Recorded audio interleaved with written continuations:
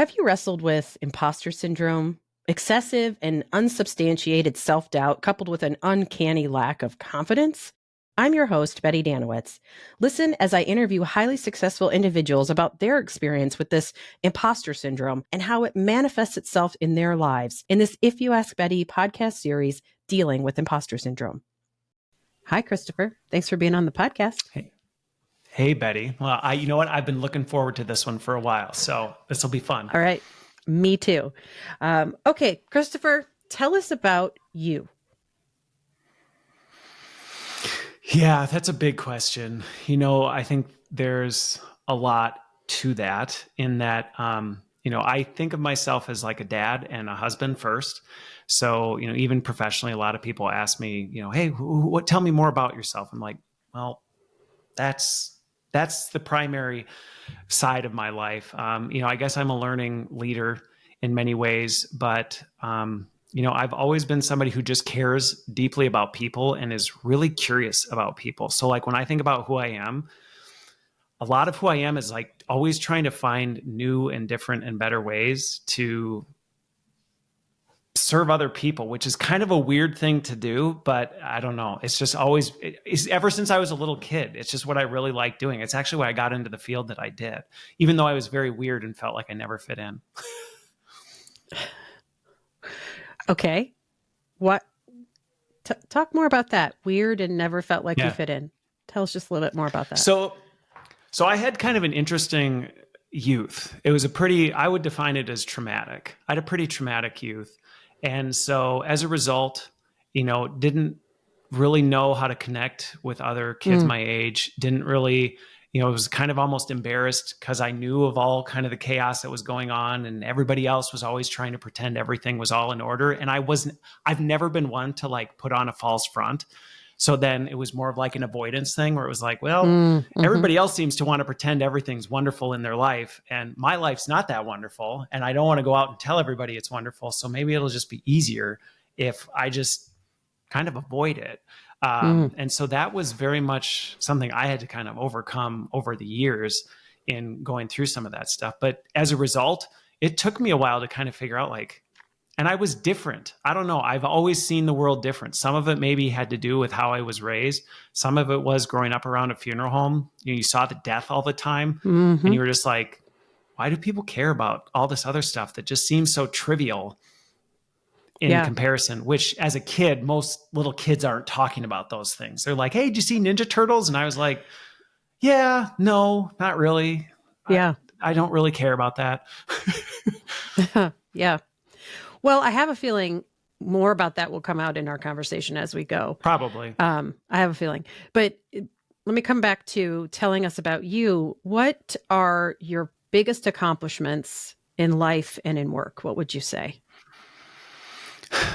So I actually put a lot of time and thought into this one because I was trying to think about, because this is actually one of the hardest questions, at least initially when I was looking at the notes ahead of this, because I feel really weird about even saying what my accomplishments are, because I actually look at it and kind of go, I don't really see much in terms of accomplishments. And so actually, as I reflected on that, and I'll explain this because people may have a reaction to it at first when they hear this, because there's a lot of baggage that often comes with this. But when I was actually thinking about what my biggest accomplishment, it's actually both professional and personal. And it really was me becoming a Christian. And it's probably not for the reason that a lot of people would think. Like, oh, wow, this is such a huge accomplishment, this huge milestone in your life. Everybody kind of, it wasn't about that. It was actually about my kind of recognizing that actually everything I did actually doesn't matter apart from God. And so I was like, actually, my accomplishments are actually completely worthless. So no matter how big I do, no matter what is on my resume, no matter what I accomplish in life, it's actually worth absolutely nothing. But with God as my purpose, then literally even the most trivial things actually have eternal purpose. So like even being a dad of 7 kids, it's like, so even the times where I'm like changing my kid's diaper, I'm like, this actually matters. Like this is a big accomplishment, like spending time with. So it was almost like this flip thing of the biggest accomplishment was actually recognizing my accomplishments in Sure. and of themselves are actually not worth anything. Yeah. You ever won any awards? Yeah. It's always kind of weird. Like I've won Mm-hmm. awards.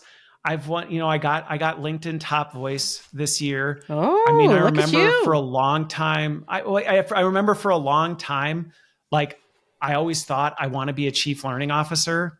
And then I got there and it was like, okay, like I did it. Yeah. And it wasn't really all that, I guess I had dreamed it would be when I was younger. So it's just that's why I really struggled with the thing where I was like, I think actually my biggest accomplishment is recognizing kind of the upside down nature of my Yeah. accomplishments and how I value them. Yeah. If I asked others this question, if I asked others, what are Christopher's biggest accomplishments in life and in work? Or tell us about Yeah. Christopher, what would they say about you? Let's and this you'll start to see some of my upbringing personality come back out in this, because sometimes I regularly do this exercise of like, if I had to write my own obituary, or if I knew somebody was writing my obituary, what would I Mm-hmm. want them to say? I look at it and I make a lot of sacrifices for my family. And I would very much want that to be something that people said he cared deeply about his kids and his wife, and he put them first. And I will not say that I'm great at that all the time, but I really like that's something that I hope my kids, as they grow up, I hope if you were to ask my wife, does Mm-hmm. Christopher put you first? I would hope that they would say, not perfectly, but boy, does he really try hard. Um, when I think about like my team, I think I would hope, and I think if you ask my team, what is it like to work for Christopher? I would hope they would say similar things where it's like he thinks about us, he cares about us, and he goes out of his way to clear the road for us and to make our lives better, and oftentimes at his own expense. Um, Mm-hmm. and I think if you were to talk to people in the industry, I get a lot of people do say, where do you find the hours in the day? And I think I would hope that people would say, again, similar type thing. He cares deeply about what he does because he sees how it benefits other people, and he'll make time for other people, and he will put those things out there. Mm-hmm. I would hope if I were to die tonight and I had a funeral tomorrow, that those would be some of the things that people would say about who I am. I think they would say those. I think they'd probably have other things to say too that you aren't saying. Like I'm wondering what would they say about your work ethic? What would they say about your level of drive in life? It is so, and this is where it was a really interesting exercise going through the pre-questions, because it's very hard for me to think about this stuff. Like you can probably see me physically like wrestling with some of the stuff because I'm like, it's weird for me to even think about it. Um, but yet, as even you say that, and it's interesting because you're an outsider in the industry who often Mm-hmm. sees some of the things I do. So you probably even have an observation on it. But I do think. I do know that frequently people have said, you push hard, like you push really hard. And what's weird for me is it's a very strange thing to have people say to me, because when they do, I'm like, I actually feel like I don't do enough. Going back to kind of the Mm. imposter syndrome, like I actually always struggle with feeling like I actually don't feel like I'm doing enough. Like I'm always trying to Mm-hmm. go, what else could I be doing? I actually feel sometimes like I'm seeing opportunities to do more all the time. And I'm like, I wish I had capacity to do that, or I wish I could do these kinds of things. So it's actually kind of Sure. weird to me sometimes when people are like, man, you push really hard. And I'm like, I don't think I do, but You that's feel just my like you feel like what you observations. do, you could always do more. Like it's not Always, so you feel like always. what you do is maybe not enough. Do you ever feel like that the work that you do is not enough and that transfers to you feeling like you're not enough? I think it used to.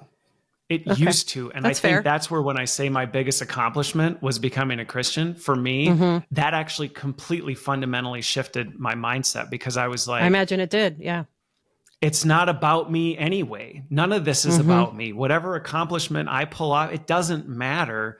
But if I'm doing it for the right reasons, it actually matters personally. And I know, and it came up the other day, somebody was asking me, it's always weird to me when I talk to people and they follow my stuff. Because I'm always like, I just always assume nobody reads it, nobody sees it. I'm just like, I just do it because I hope it helps somebody somewhere. And Yeah. somebody I was talking to the other day was like, oh, I follow all your stuff and like it's really helpful. And they're like, how do you handle when you post something like if it doesn't get a lot of likes? And they were like, does that like just really Mm-hmm. affect you?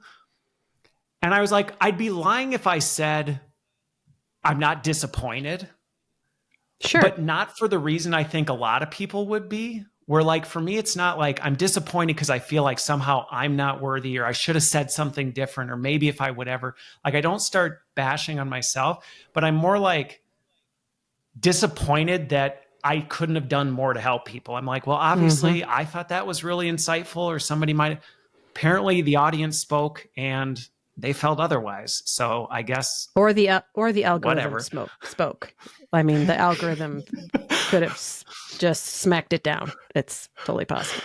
That's a fair point, and I will Yeah. say one thing I have learned over the years is it would be a lot easier to be popular by saying, you know, extreme inflammatory things or getting Uh-huh. people all riled up. And when you actually lean into the complexity and nuance of stuff, it doesn't fly off the pages because it doesn't make people angry. It doesn't, and I guess there's always that pressure to do that, but it's like I just don't know that I could But sleep at night if I that's was. not who you are at all. It's And not. It's it not. wouldn't be very authentic.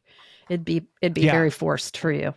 So speaking of Going back to it, popularity, though, go in ahead. terms of words, one of the things you said, and going back to words, I actually hope authentic would be a word that people would use to describe me.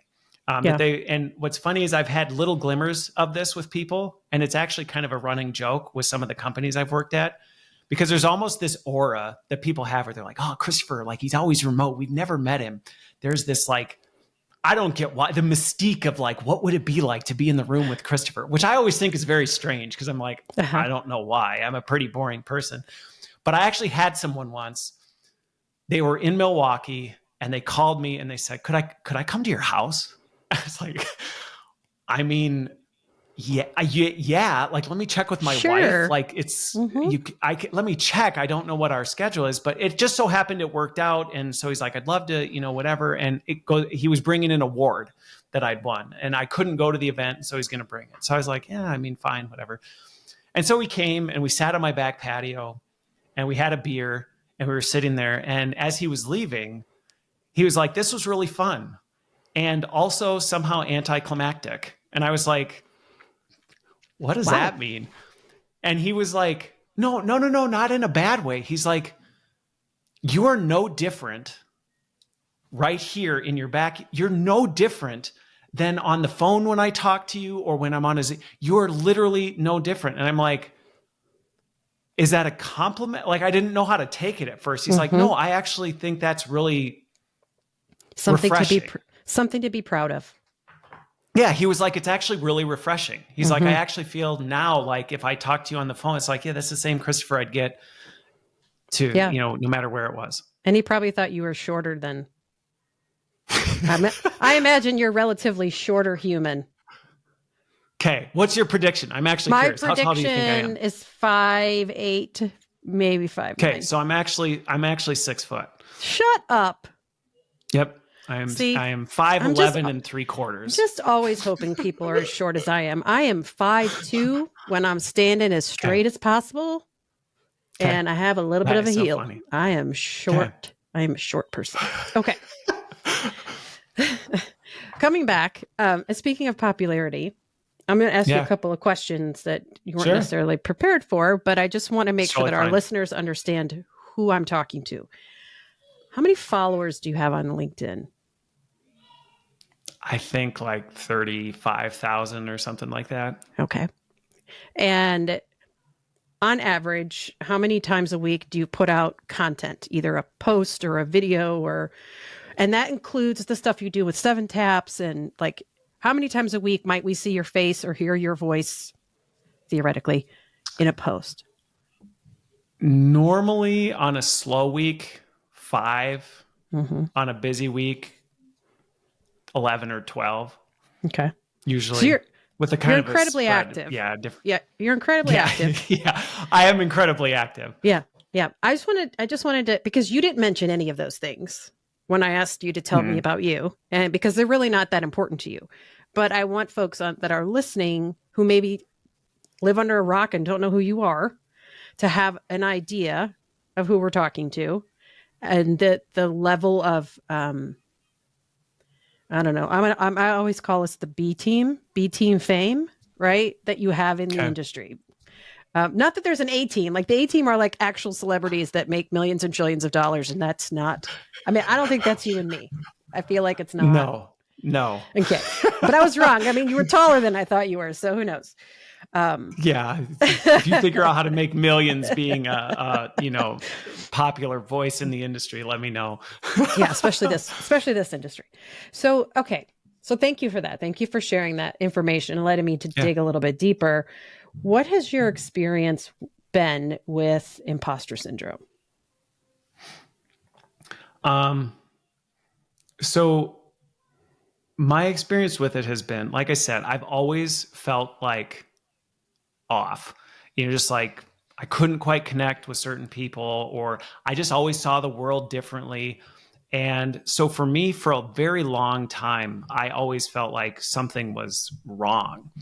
Like something's wrong with me. It's just, I'm broken in some fundamental fashion. And so for me, I would always look at other people and kind of be like, well, if I was more like this, or if I could be more like that, or if I could do more of this, if I was better at sports, or, I remember in high school, I was being like, I love sports.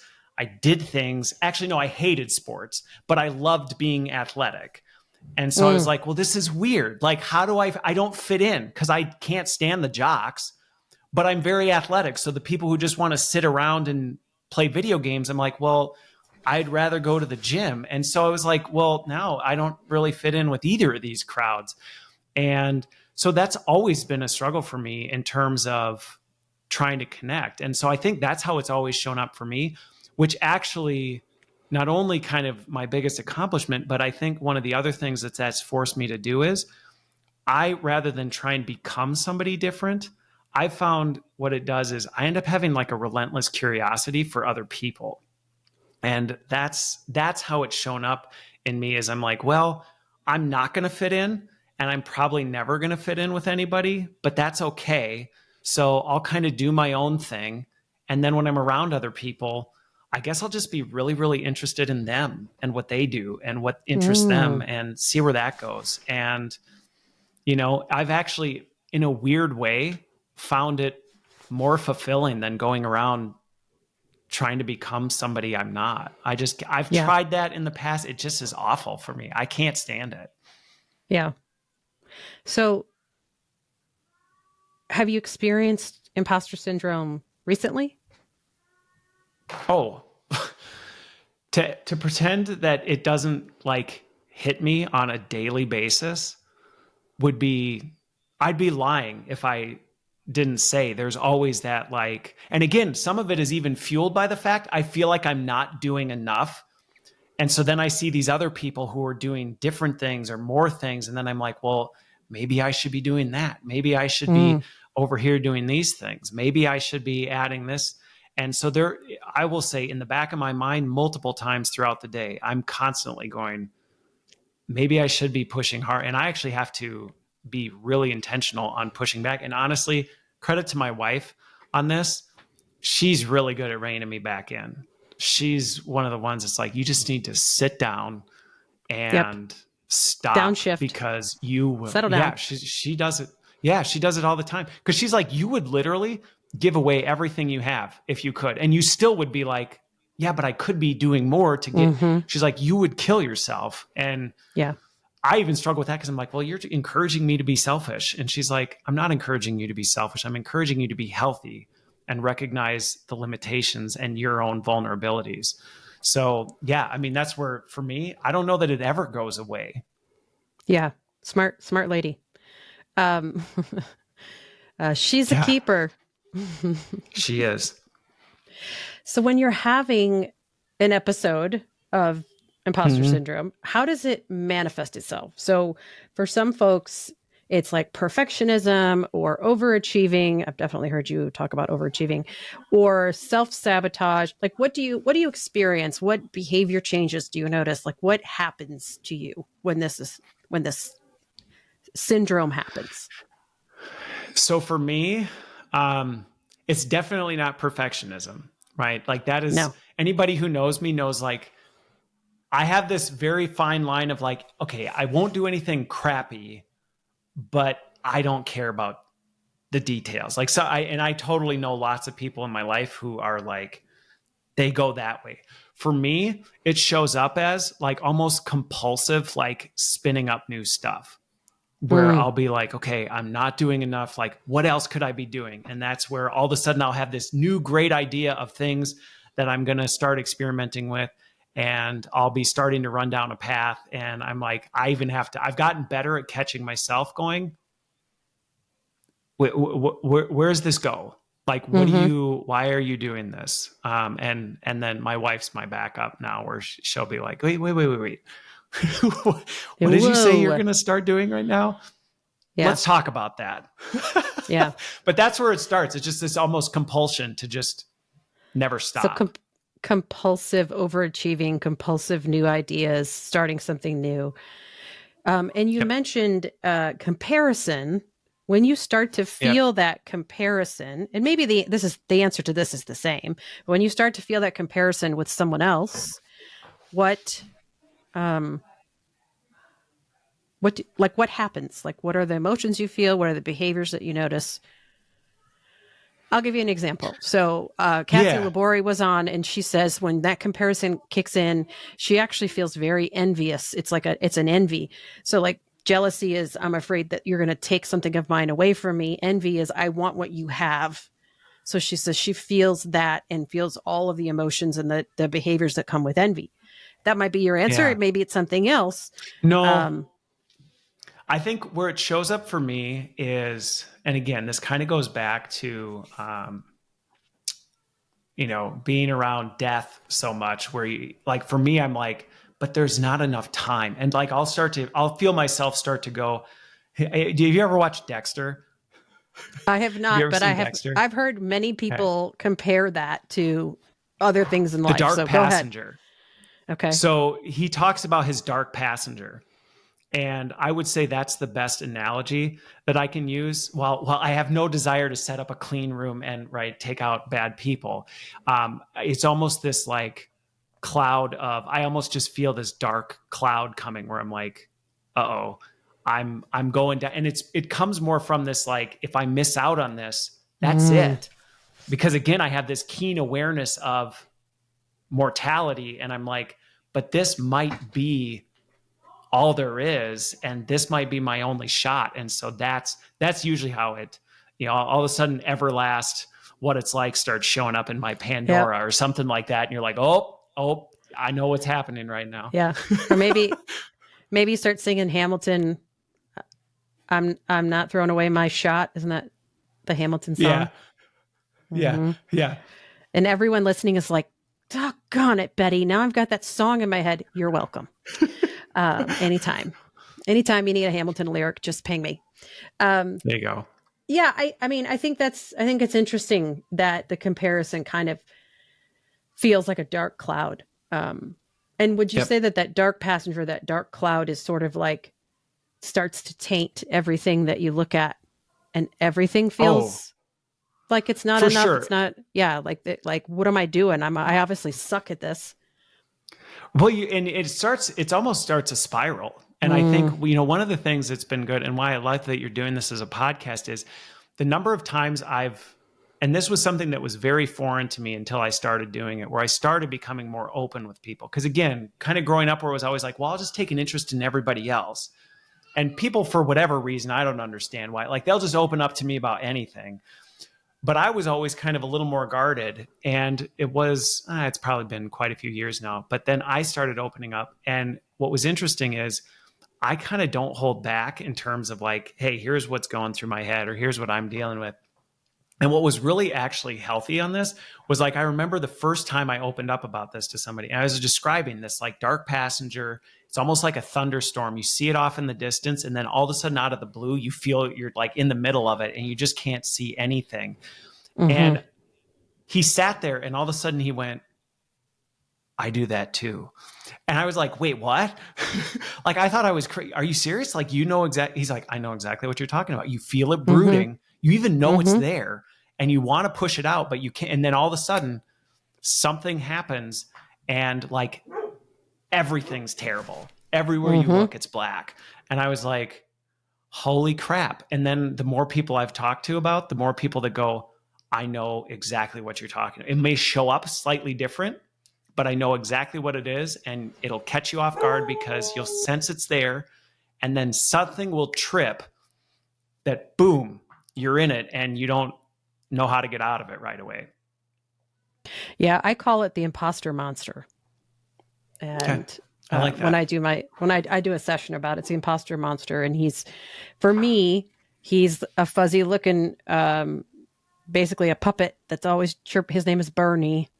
Because every time I talk to Bernie, I feel burn up and burn out.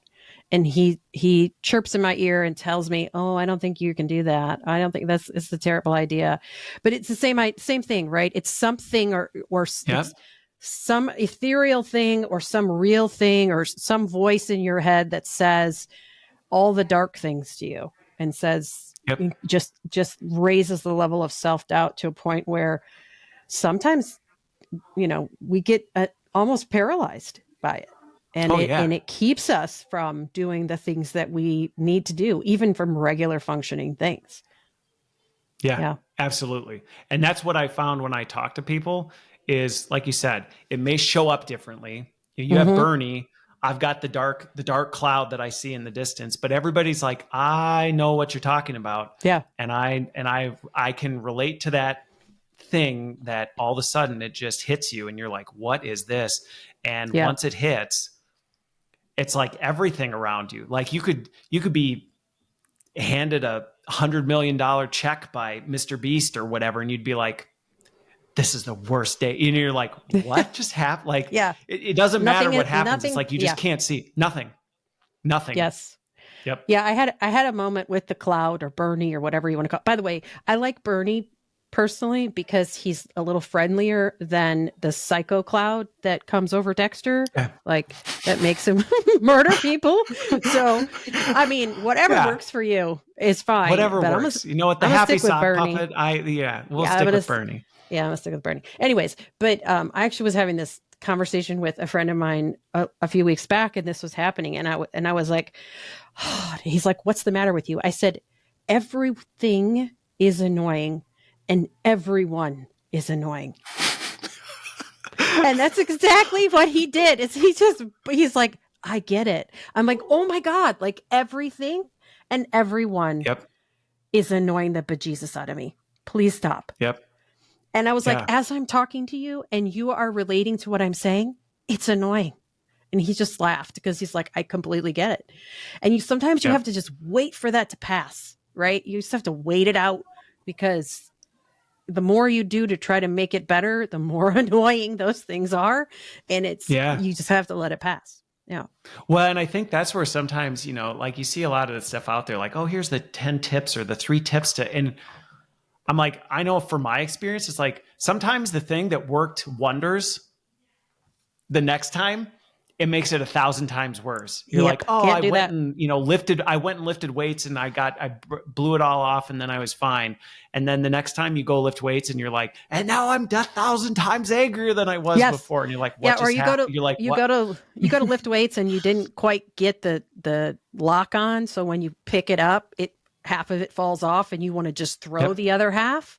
Not that I've ever experienced that, but for me, what my experience has been, it always happens that when I'm in one of those, sometimes, like I said, the mood will clear from it. The other times I'll do it.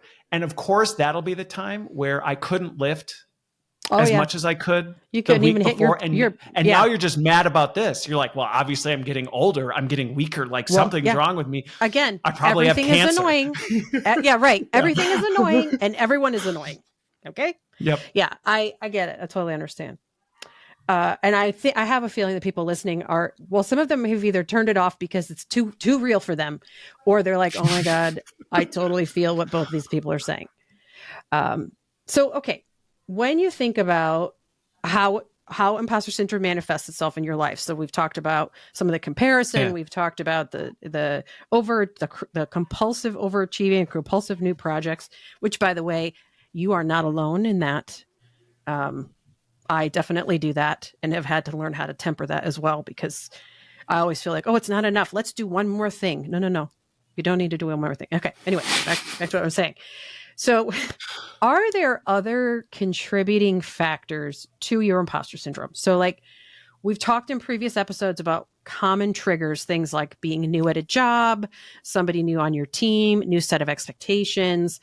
But what I want to know is there something else about you, specifically you, that makes this imposter syndrome phenomenon happen?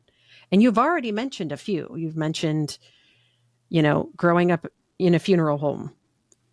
Yeah. Did you live there? Did you live in the parlor? Mm-hmm.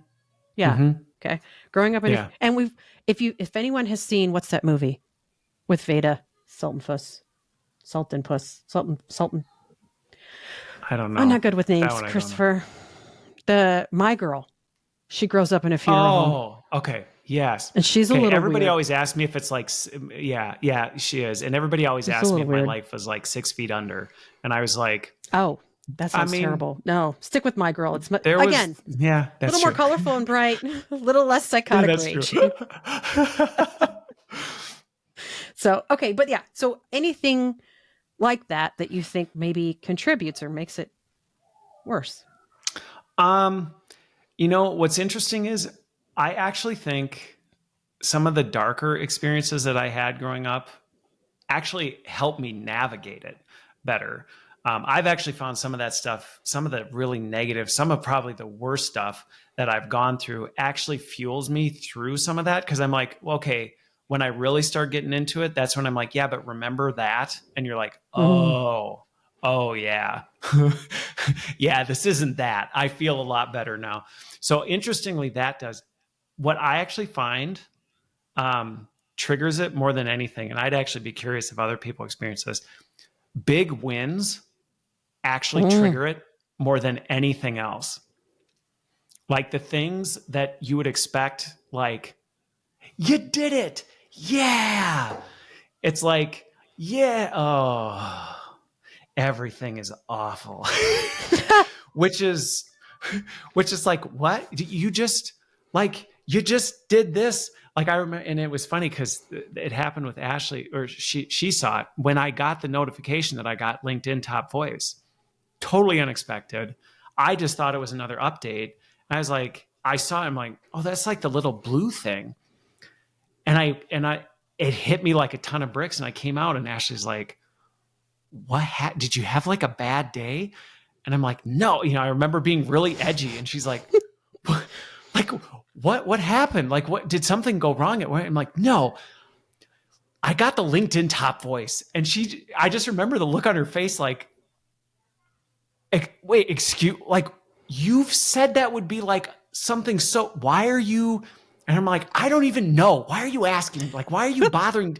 And I just remember being like, just stop. I don't want to think about it. And I remember her talking to me afterwards and being like, and so I will say, I think sometimes I'm most vulnerable to it in the moments that Mm-hmm. are actually publicly probably the most successful. And I think sometimes even that contributes to it, because when I have Sure. these public successes, everybody's like, congratulations, good job. And I'm like, I feel weird about this. I don't like the spotlight being on me. It wasn't all that great as everybody thinks it is. And then all of a sudden you're like, wait, and now all of a sudden you don't even see the bright spot that it is. Yeah. Yeah. Do you think, is there anything else, any other experience? Thank you for sharing the big wins thing, because I think a lot of people will relate to that. Is there any other experience in your past or anything else that you would think makes it worse, makes it more difficult?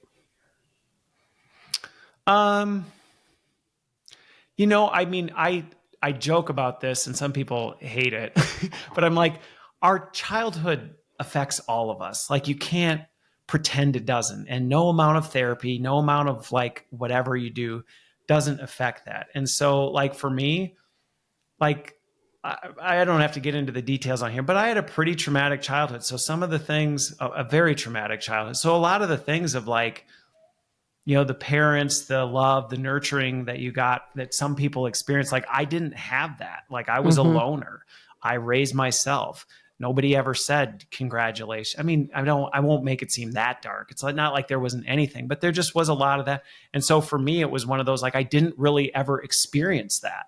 So I never learned the coping skills of like, how do you deal with good news and encouragement? Like, I don't know what to do with this. Like, Yeah.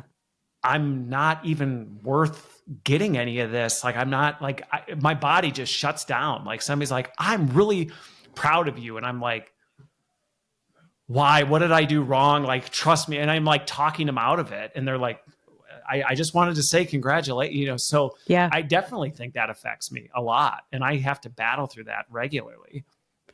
I think you really nailed it there, is that growing up or in past, even in past work environments, when you would get recognized, you don't know how to react. The only Right. reaction you have is don't look at me anymore. And so you deflect by either giving somebody else credit or saying it was no big deal, or, trying to get them to stop talking about you and quit looking at you. Yep. Yeah. You'd much rather Yeah. hide. Oh, for Mm-hmm. sure. For sure. And and what's weird about it is it's like a double-edged sword because it also then leaves you in a position where you also can feel very lonely because you're like, well, see, nobody ever says anything. And you're like, wait, but when people say things, then you feel like it's the worst day in the world and you just and so you're like, oh boy. Yeah. It's kind of How do you, it's like a spiral that you create. Like there's yeah, there was you there was a there's that saying, and I can't remember who said it, but there's a space between stimulus and response, and you have a choice, right? The space between, so I'm totally butchered that as per the usual, but that's fine. So there's a stimulus. Here, Christopher, you're great. Here's the great thing that you got. And you have a choice and how you're going to respond. Am I going to say, oh, it was no big deal, thanks? yeah, Or am I going to say, thank you? yeah. I had a mentor a long time ago that they actually worked really hard on me with this in just saying thank you, like Just say genuinely thank saying you. thank you. I appreciate that. And Yeah. I was like, that's so simple. That's so stupid. I'm like, there's no way that would ever. And he kept working with me on it. And he's like, no, that's what you need to do. And you need to accept it. You need to Mm-hmm. accept it. And the gratitude needs to come from a place of this person was brave enough to tell you and acknowledge something good about you. And you need to accept that. And you need to take that. And you need to say, thank you for doing Yeah. that. And I'll Thank you tell for you, that. there has to be that person that gave you that praise or recognition. In order to be good at that, they have to practice that. Right? Because the first Yeah. time we do that, it feels everybody feels awkward when they're trying to say, "Hey, you did a Yeah. really great job." So we have to practice that. In the same turn, you have to practice thanking them and accepting that. So the first Yeah. dozen times, you might make yourself say thank you, but in your head, you're like, "It wasn't me. It wasn't me. It doesn't matter." Blah blah blah blah. And that's fine. But Yeah. practice will make permanent. So the more you practice saying thank you, the more it will permanently become, oh, I really am grateful because Yeah. I Well, and recognized, yeah. what was interesting is a close friend of mine actually gave me this feedback and it actually helped me work through this because I was really struggling with it. And I shared this with a close friend of mine. I'm like, I hate doing this. Like, it feels weird saying thank you. Like, I can't accept this. And this close friend of mine said, can I just be honest with you? And I said, well, I mean, what am I going to say? No. And he's like, well, I'm going to anyway. He's like, just so you know, as your friend, it actually hurts me that I can't compliment you. You Yep. actually take that from me. And I actually wish I could do that.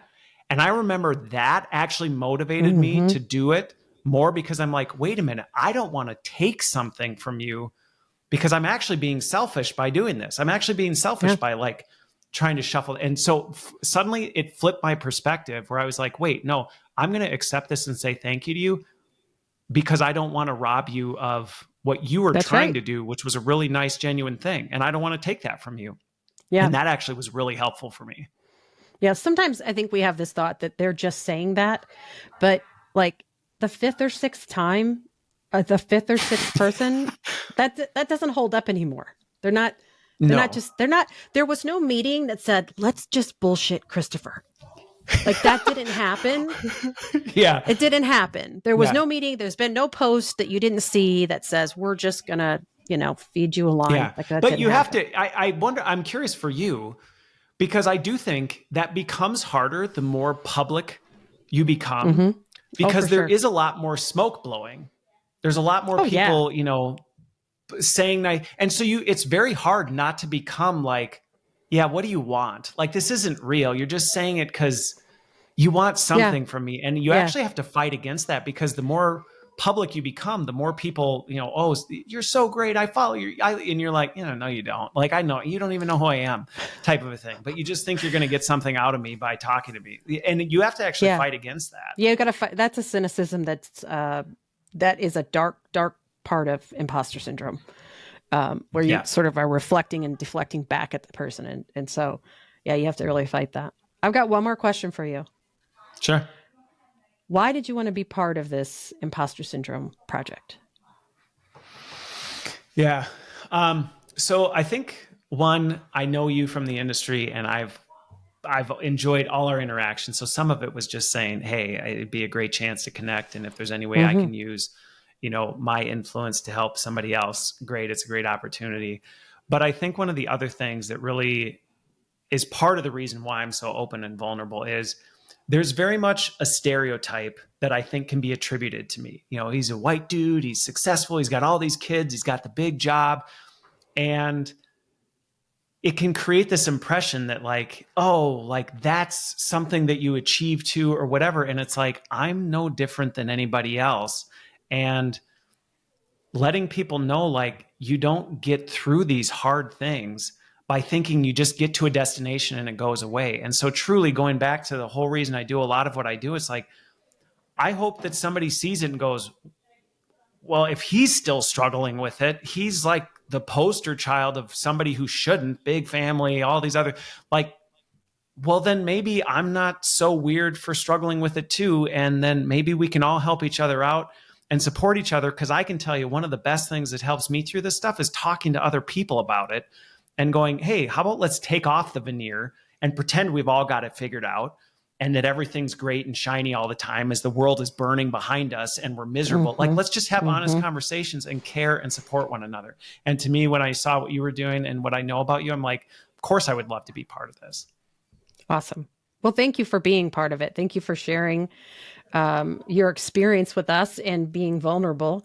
And thanks to the listeners, I hope you will continue with this series to hear more stories about dealing with imposter syndrome.